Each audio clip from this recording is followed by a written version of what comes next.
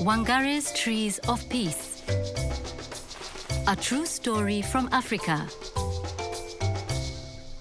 Wangari lives under an umbrella of green trees in the shadow of Mount Kenya in Africa.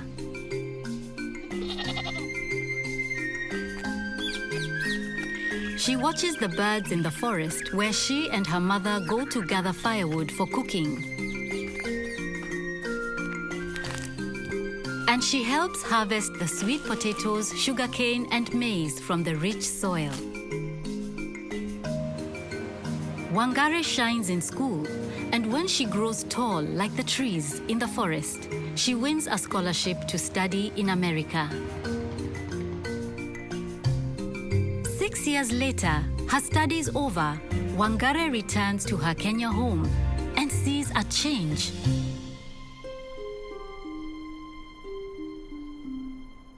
What has happened? She wonders. Where are the trees?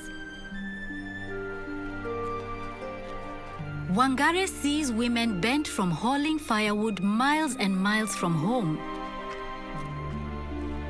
She sees barren land where no crops grow. And where are the birds? Thousands of trees have been cut down to make room for buildings, but no one planted new trees to take their place.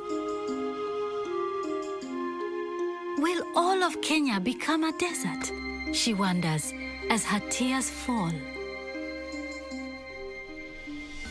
Wangari thinks about the barren land.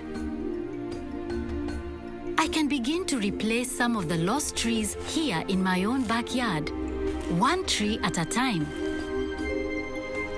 She starts by planting 9 seedlings. Watching the seedlings take root gives Wangari the idea to plant more, to start a farm for baby trees, a nursery. In an open space, she plants row after row of the tiny trees. Next, Wangari convinces the village women that planting trees is a good thing. She gives each one a seedling. Our lives will be better when we have trees again. You'll see. We are planting the seeds of hope. The women spread out over their village, planting tiny trees in long rows, like a green belt stretching over the land.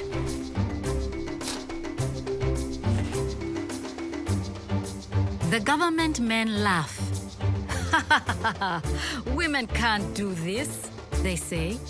It takes trained foresters to plant trees.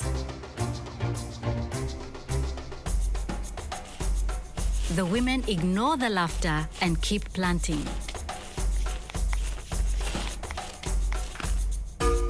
Wangari pays them a small amount for each seedling still living after 3 months, their first earnings ever. Word travels like wind rustling through leaves about the green returning to Wangari's village. Soon, other women in other villages and towns and cities in Kenya are planting long rows of seedlings too. But the cutting continues.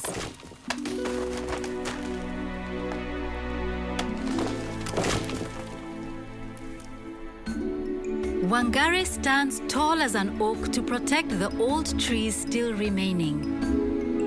We need a park more than we need an office tower. The government men disagree. Wangari blocks their way, so they hit her with clubs. They call her a troublemaker and put her in jail.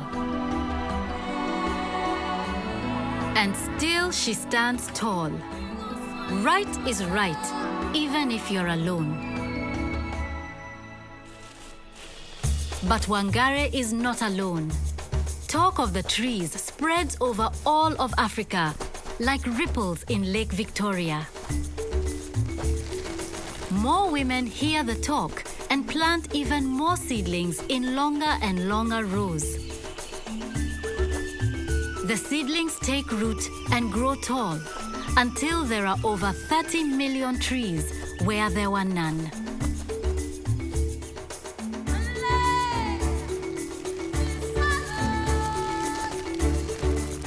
The umbrella of green in Kenya returns. Women walk tall, their backs straight, for now they can gather firewood closer to home. The land is no longer barren. Sweet potatoes, sugarcane, and maize grow again in the rich red earth. The whole world hears of Wangari's trees and of her army of women who planted them. And if you were to climb to the very top of Mount Kenya today, you would see the millions of trees growing below you. And the green Wangari brought back to Africa.